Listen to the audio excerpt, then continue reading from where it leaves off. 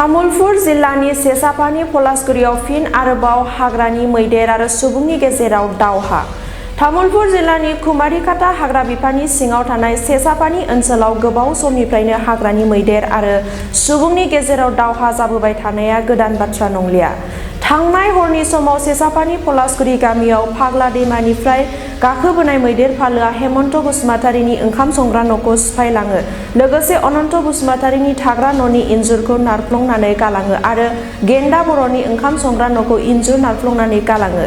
खाफाल मोजां सुबुंफोरनि देहायाव जेबो जखम जायासै। हाग्रानि मैदेर आरो सुबुंनि गेजेराव सोमजिबाय थानाय दावहाखौ माब्ला आरो माब्रै बोस्रांनानै होगोन बेखौ समाजो मिथिसिगोन।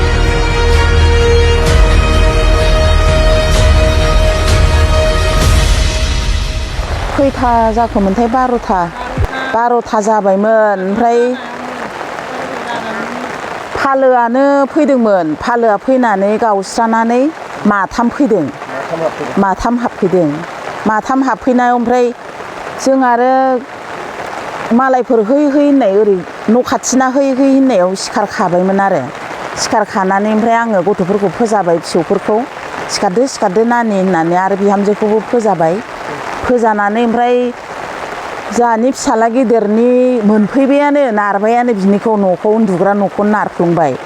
नारफ्लंनानै ओमफ्राय जोंहानि फिसाला गेदेरा फिसाफोरखौ लानानै आंनि खामसालियाव गाखोफैबा ओमफ्राय बे न'खौ ख्राव सिफायबा ओमफ्राय जों बिबै फिसौ बिहामजो फिसा आरो उल्था गेदेरथिं खालामफिनबाय। सिफायनाया जोंहानि फिसाला गेदेरनि अनन्तनि, ओमफ्राय जोंहानिया हेमेननिया। जोंहाथ' आरो फिसालाबो गैला, जों बिहामजो बिखुनजो फिसौफोर। ओमफ्राय इसानि न' खाथिनि गेन्दानिखौबो ओंखाम संग्राखौ एसे बफ्लंदों। मा जालांखो? जालांनाया बिसिनावबो जेबो मोनजालाङाखै। जोंनाव जेबो मोनजायाखै। बे आलु बायनानै दोननाय सेरब्रै दंमोन, बेखौ जालांदों। माइबो गैखाया नालाय। सरखारनिफ्राय माबाफोर लुबैयो नामा? सरखारनिफ्राय अननानै होबालाय जोंलाय माथो बुंबावनो। हाग्रा बिफाना होबथाफैयोना होबथाफैया?